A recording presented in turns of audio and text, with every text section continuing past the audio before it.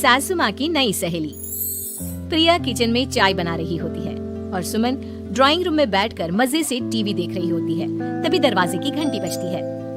प्रिया, जरा देखना तो कौन आया है। देखती हूँ मम्मी जी। प्रिया दरवाजा खोलती है तो सामने पड़ोस वाली विमला आंटी खड़ी होती है। नमस्ते आंटी जी, कैसी हैं आप? मैं तो बिल्कुल ठीक हूँ बेटा, पर तेरी सास को क्या हुआ है? आजकल कहीं दिखती ही नहीं है। जब देखो तब टीवी के आगे जमी रहती है।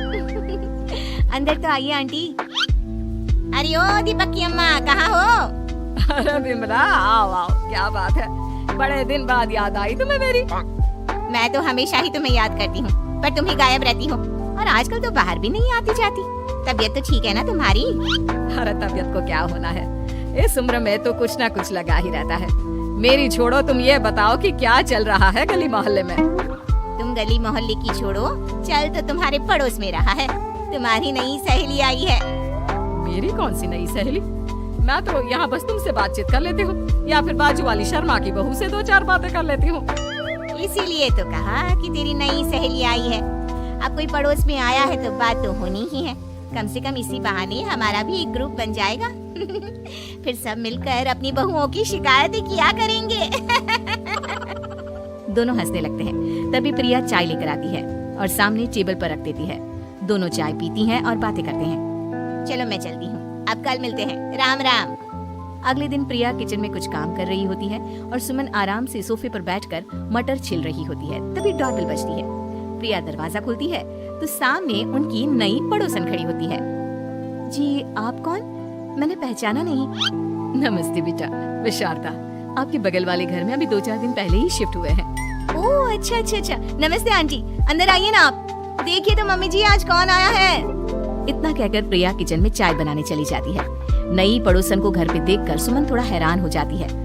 नमस्ते बहन जी, मैं शारदा, आपकी नई पड़ोसन। अच्छा अच्छा, आप हैं हमारी नई पड़ोसन। आइए आइए, और बताइए कैसी हैं आप? जी बिल्कुल ठीक हूँ। वो दरअसल घर पर छोटी सी पूजा रखवाई थी, बस उसी का प्रसाद देने चली आई।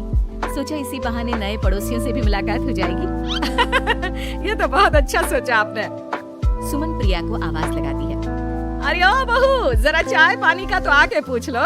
ये आजकल की बहुएं भी ना, जब तक बोलो नहीं तब तक कुछ नहीं करेंगी। आई मम्मी जी। प्रिया चाय लेकर आती है। दोनों बैठकर चाय पीती हैं और खूब सारी बातें करती हैं। अच्छा बहन जी, अब मैं चलती हूँ, फिर मिलते हैं। अब तो आना जाना लगा ही रहेगा। शारदा के जाने के बाद प्रिया किचन से बाहर आती है।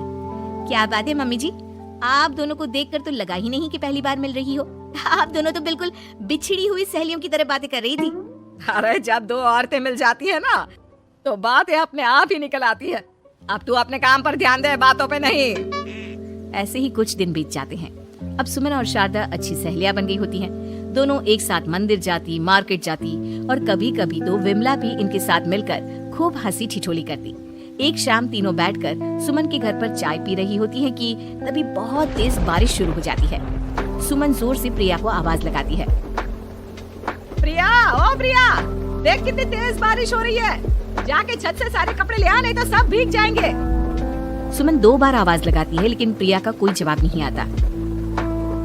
शायद प्रिया कुछ काम कर रही है, इसीलिए कुछ जवाब नहीं दे रही। अरे काहे का काम, आराम फरमा रही होगी महारानी। तभी प्रिया बीमार हालत में अपने कमरे से बाहर निकलती है। हाँ मम्मी जी, क्या हुआ? मेरी तबीयत थोड़ी ठीक नहीं है ना, इसलिए आग लग गई। अरे सारे कपड़े भीग गए और तुझे सोने से फुर्सत नहीं है। सबके सामने सुमन के मुंह से ऐसी बातें सुनकर प्रिया उदास हो जाती है और छत से कपड़े उतारने चली जाती है। सुमन, ये क्या बात हुई? प्रिया ने बताया ना कि उसकी तबीयत ठीक नहीं, इसलिए उसकी आंख लग गई। तुम भी ना खामखा उसे सबके सामने सुना दिया। अरे आप नहीं जानती शारदा जी, कुछ बहुएं ना बहुत आलसी होती है, घर का एक काम नहीं करना चाहती। ऐसा नहीं है सुमन, तुम्हारी बहू तो बहुत प्यारी है, तुम्हारी सारी बात भी तो मानती है। हाँ सुमन, तुम प्रिया के बारे में ऐसा क्यों सोचती हो? मेरी भी 2 बहुएं हैं, लेकिन मैं उन्हें अपनी बेटियों की तरह रखती हूँ। आखिर वो भी तो किसी की बेटियां ही है ना। और अगर तुम ऐसा ही व्यवहार करोगी तो एक दिन प्रिया भी तुम्हारे साथ ऐसा ही बर्ताव करेगी। शारदा और विमला की बातें सुनकर सुमन की तो बोलती बंद हो जाती है। वहीं प्रिया भी बाहर से सारी बातें सुन रही होती है। अरे मैं कोई उसकी दुश्मन थोड़ी ना हूँ, मैं भी उसकी माँ हूँ, लेकिन कभी कभी सास बनना पड़ता है, नहीं तो बहुएं हाथ से निकल जाती है। देखो सुमन, ये सब सोच का फर्क है। अगर तुम ये सोचोगी तो कभी प्रिया को अपनी बेटी नहीं बना पाओगी। इतना कहकर शारदा और विमला वहाँ से चली जाती हैं और सुमन अकेले बैठकर उनकी बातें सोचने लगती है। अगले दिन प्रिया और दीपक अपने कमरे में बैठकर बात कर रहे होते हैं और सुमन उनके कमरे के बाहर कुछ काम कर रही होती है और उन दोनों की बातें सुन लेती है। दीपक, तुम्हें पता है हमारे पड़ोस में जो शारदा आंटी है ना, बहुत अच्छी है। अच्छा, ऐसा क्या हो गया जो तुम्हें वो इतनी अच्छी लगने लग गई? कुछ खास नहीं, बस कल जब मम्मी जी मुझे सबके सामने सुना रही थी तो शारदा आंटी ने मेरा साथ दिया। मैं तो सच में हैरान ही रह गई थी जब उन्होंने मम्मी जी को मुझसे ऐसा बर्ताव करने के लिए मना किया। अच्छा, फिर क्या हुआ? होना क्या था, शारदा आंटी तो मम्मी जी को समझा ही रही थी कि बहू को भी बेटी की तरह ही रखना चाहिए, लेकिन मम्मी जी तो मम्मी जी है ना, उन्हें तो मुझ में हमेशा कमी ही दिखती है। काश मुझे भी शारदा आंटी जैसी सास मिली होती जो मुझे भी अपनी बेटी जैसे समझती। सुमन ये सब सुनकर बहुत उदास हो जाती है और वहाँ से चली जाती है। प्रिया की बातें सुमन के कानों में बार बार गूंज रही थी। उसे बहुत शर्मिंदगी महसूस हो रही थी कि उसने प्रिया के साथ बहुत गलत किया है। अगले दिन सुमन शारदा और विमला को बुलाती है। क्या बात है सुमन, आज तूने ऐसे अचानक क्यों बुलाया? सब ठीक तो है ना? हाँ हाँ, सब ठीक है, तुम दोनों बैठो तो सही। तब तक दीपक और उसके पापा भी आ जाते हैं। प्रिया, तुम भी आ जाओ। क्या हुआ मम्मी जी, आपने बुलाया? हाँ प्रिया बेटा, मैं आज सबके सामने तुमसे माफी मांगना चाहती हूँ। मैंने आज तक तुम्हारे साथ बहुत बुरा व्यवहार किया है, लेकिन तुमने कभी भी मेरे साथ बुरा बर्ताव नहीं किया। मुझे अपनी गलती का एहसास हो गया है, हो सके तो मुझे माफ कर देना। प्रिया अपनी सास की बातें सुनकर हैरान हो जाती है। उसकी आंखों में आंसू आ जाते हैं। प्लीज मम्मी जी, आप मुझसे माफी मत मांगिए, मैं भी आपकी बेटी ही हूँ। वैसे एक थैंक यू तो मेरी नई सहेली को भी बनता है, जिसकी वजह से मुझे मेरी गलती का एहसास हुआ। शारदा बहन, आपका बहुत बहुत शुक्रिया जो आपने मेरी आंखें खोल दी। अरे क्या सुमन, तुम भी ना। तो फिर इसी बात पर चाय और पकौड़े हो जाए। हाँ हाँ, क्यों नहीं।